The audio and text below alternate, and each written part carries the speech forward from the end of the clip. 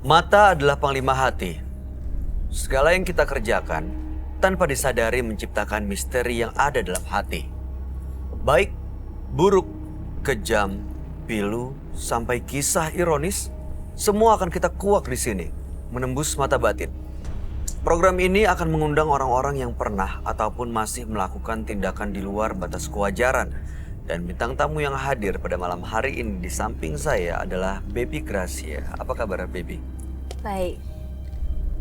Kamu pernah punya pengalaman mistis nggak yang selama ini? Soalnya yang hadir di sini tuh selalu ada kaitannya dengan pesugihan, kesurupan, melihat sosok hantu, dan lain-lain. Kebetulan kalau aku pribadi nggak pernah. Oke. Tapi pernah pembantu rumah tanggaku katanya ngelihat sosok. Itu Sosoknya seperti apa? sosoknya kata seorang kakek-kakek di rumahku sendiri. Kebetulan waktu itu dia lagi mau sholat, terus menampakkan diri di balik jendela gitu. Habis itu langsung kabur. Kebetulan saya waktu itu lagi nggak ada di rumah, langsung ditelepon sama mbaknya suruh pulang. Katanya pulang gitu. Kenapa gitu? Begitu sampai rumah diceritain kayak gitu. Terus tanggapan kamu setelah tahu ada sosok itu di rumah gimana? Ya kaget ya, kayak masa sih nggak percaya, karena saya di rumah itu bertahun-tahun nggak pernah ngeliat nggak yang pernah, seperti jangan itu. sampai juga sih, nggak pernah ngeliat gitu, diganggu pun nggak pernah juga gitu. Makanya sih, tapi dia bener-bener saya bener-bener lihat gitu, sumpah-sumpah segala macam, dia meyakinkan saya bahwasanya dia memang melihat penampakan itu. Tapi setelah itu nggak pernah muncul lagi. Kalau menampakkan diri sih saya dan suami tuh nggak pernah ya ngelihat, tapi kadang suami kan kadang suka tidur agak larut malam, denger sih beberapa kali, tapi untuk nampakin enggak gitu. Oh, suka ada suara-suara Kan itu aneh gitu. posisinya di atas kan, di lantai 2, ya mungkin kayak denger apa, bunyi apa, cuma suami mikirnya nggak dia anggap serius, itu paling cuma apa, atau tikus atau apa gitu, atau kucing gitu mikirnya. Tapi kalau sama mbak itu bener-bener ditampakin, udah abis itu mbaknya langsung minta pulang malam itu juga. Dan Enggak. dia balik lagi sampai Enggak. sekarang. Oke, Enggak. mudah-mudahan semalam hari ini kamu nggak akan lihat hal-hal yang aneh. Jangan Ya, sampai. Baby ya. Kita akan segera ketemu dengan partisipan kita yang pertama. Berikut ini akan hadir seorang perempuan yang mengaku pernah memakan anaknya sendiri. Kami akan panggil dia dengan nama samaran. Kami persilahkan Tisa.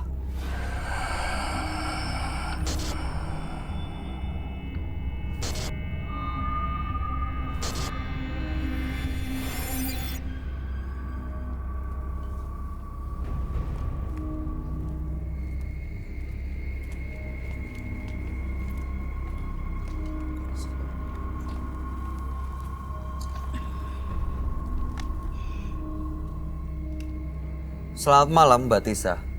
Malam, Apa yang mau kamu ceritakan pada kami, Mbak? saya ibu rumah tangga. Saya pernah membunuh anak saya.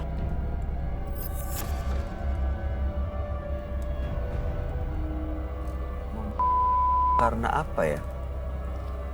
Saya kalau melihat bayi usia 1 sampai 6 bulan itu rasanya saya pengen bahkan anak saya pun saya makan.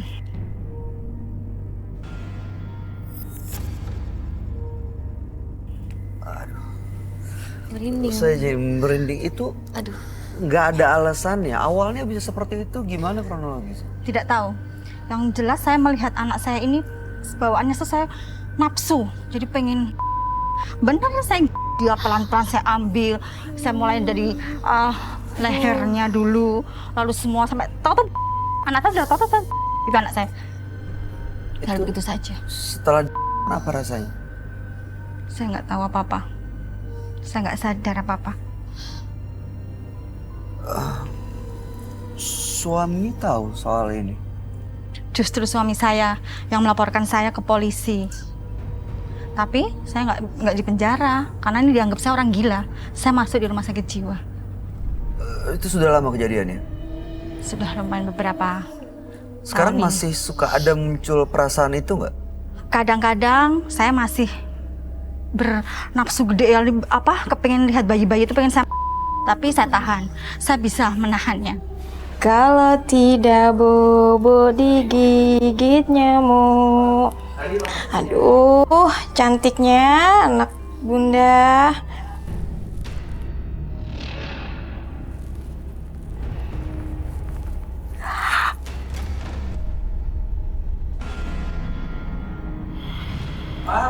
Aku pulang, Ma. Ma, aku pulang. Ma. Enggak, Pak. Pak. Lu nggak tahu dia. Aku nggak ngapain kayak gitu. Enggak, Pak. Serius, enggak.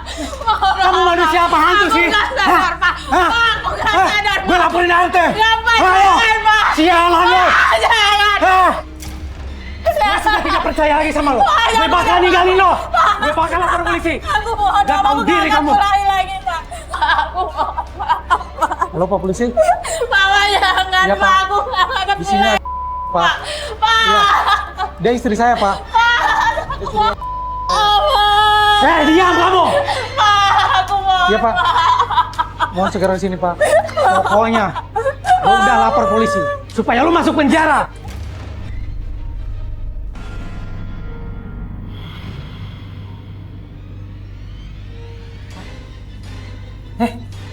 Ini kenapa? Ma? Hah? Ma? Ada apa? Ma? Ma? Apa-apaan lu gila ya? Ini anak orang, Ma! Apa-apaan kamu? Ma!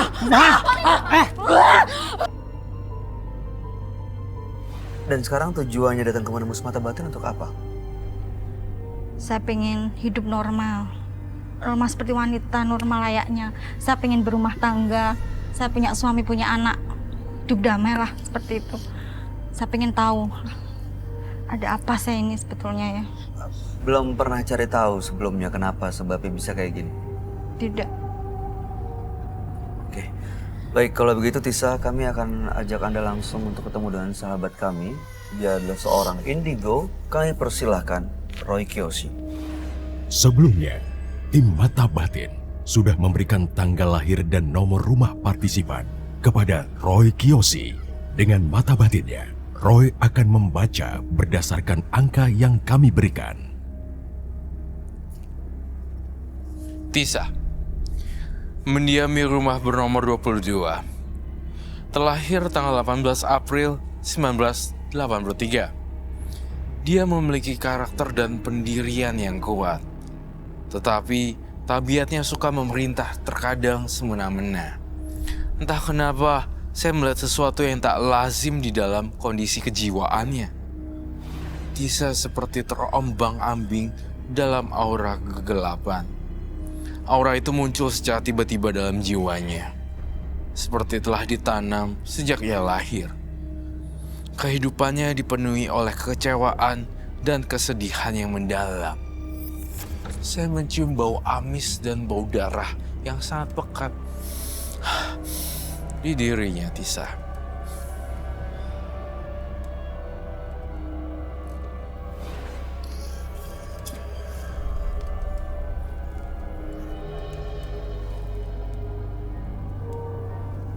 Selamat malam. Selamat malam, Roy. Silakan duduk semua. Terima kasih. Saya mencium bau amis ya di sini ya. Iya, saya juga dari tadi ini ada bau amis yang nggak biasanya sih. Bau darah atau bau amis ya? Baik. Tisa. Tanggal 18 bulan 4 1983 dengan nomor rumah 22. Tisa adalah seorang ibu rumah tangga dan pernah anaknya sendiri. Biasanya melihat bayi usia 6 bulan sampai 1 tahun bawaannya mau, dan sudah waktu itu dilaporkan ke polisi oleh sang suami, tapi tidak dipenjara karena dianggap punya kelainan jiwa dan masuk ke rumah sakit jiwa. Sekarang sudah keluar tapi rasa itu masih suka muncul. Ya. Makanya datang ke menembus mata batin supaya bisa menghilangkan rasa yang suka mengganggu ini. Ya. Baunya dari sini, Bay. Itu bau apa ya, Ron? Kalian ngecium bau amis gak? Bau kan? Saya harus cari tahu ini bau apa. Di sekitarnya Tisa. Di sekitarnya Mbak Tisa. Saya sebelah sini sih emang bau amis banget nih. Maaf, Kak Bayu. Silakan. Aku mau pulang aja. Jangan. Kenapa? Aku soalnya... Aku kesini bawa anak aku. 2 bulan aku takut. Aku takut. Tenang ya.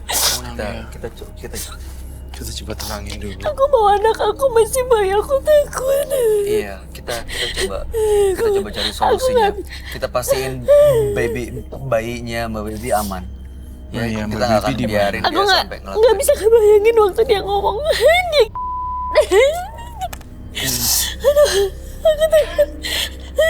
Butuh air putih dulu ya. Betul, biar tenang kita ya, harus butuh. tenangin. Ini trauma yang menyeramkan sekali loh. Iya. Soalnya aku bawa anak aku, Kak Roy. Iya, pokoknya kita pastiin anaknya di ruangan Ruangan yang ruang berbeda tunggu, ya. kan? Nanti Iya, tolong di kita ruang berbeda. ruangan Jangan berbeda. sampai ada yang masuk ke sana. Tolong ditemenin di sana, jangan sampai ada yang buka pintunya.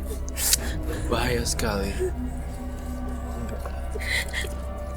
Kita tenang ya Mbak Baby.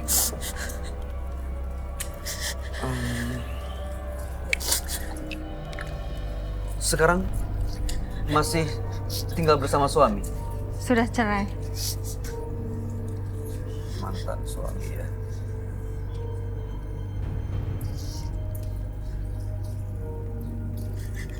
Kita minum dulu Mbak Baby.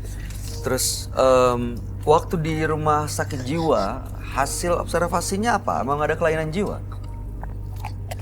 Tidak. Waktu mau itu apa sih yang menggerakkan tangan Anda ngambil bayi, terus pelan-pelan dimulai dari leher? Apa yang ngegerakin itu rasanya? Saya juga nggak tahu. Tiba-tiba tuh ngelihat kepengen, seperti gitu loh. Dia, bayiku itu seperti di Enggak depan gue. boleh, kamu ada kelainan jiwa ya. Baik, lihat deh mata dia semuanya hitam loh. Gak, Iya, besar banget nggak ada kelihatannya putihnya itu Iya. pupilnya. Dan itu mengerikan sekali. Saya lihat dalam bau amis dan bau darah di sini memang bekas adanya peristiwa itu. Itu terjadi pada tahun berapa ya? Tahun berapa, Mbak Tisa? Sekitar 4 tahun yang lalu lah. 3 atau 4 tahun yang lalu. 4 tahun yang lalu. 4 tahun lalu. Oke. Saya nggak ingat. Yang hanya bayi sendiri atau ada bayi orang lain? Semua kalau saya melihat bayi, apa aja berwujud bayi, Udah banyak korbannya. ya tapi saya tidak. Lebih dari 5? Ya. Oh baby, kamu jangan lihat matanya ya. Saya takut kamu kemasukan karena dia punya roh juga. Roh bayi-bayi yang udah di jadinya kayak Ikutin anak nih. ambar. Dan tuh jadi kayak aku nggak tahu bahasanya tapi kayak gini. Mereka tuh ngikutin di belakang kayak anak ambar. Karena palanya pada putus semuanya. Aduh. Sebenarnya dia nggak jujur sama saya. Si Mbak Tisa itu udah lebih dari beberapa kali. Tapi yang ketahuan dari orang-orang itu cuma tadi kamu sebutkan 5, 6, dia bilang lebih dari itu. Lebih dari 5. saya lihat 10. Karena habit, kebiasaan. Jadi bawaannya pengen lagi gitu. Kayak seorang perokok gitu loh, kayak Kecanduan? kecandu ya. Sesuatu yang ada bayi, pokoknya ada satu kepala, kemudian kalau misalnya kayak gitu, ya, dia punya kekuatan. Saya tuh curiga dia punya kekuatan supranatural di sini. Makanya bau amis nih. Sebenarnya masuk rumah sakit jiwa waktu itu adalah langkah yang tepat. Tapi ternyata masuk rumah sakit jiwa, dia juga ditempelin sama makhluk halus. Masih ada yang ikut sama dia. Sampai sekarang. Saya nggak habis pikir gitu, ada seorang wanita yang seorang ibu, anak yang dilahirin dari rahimnya sendiri, kondisinya hidup lagi. Terus baik. Dan sampai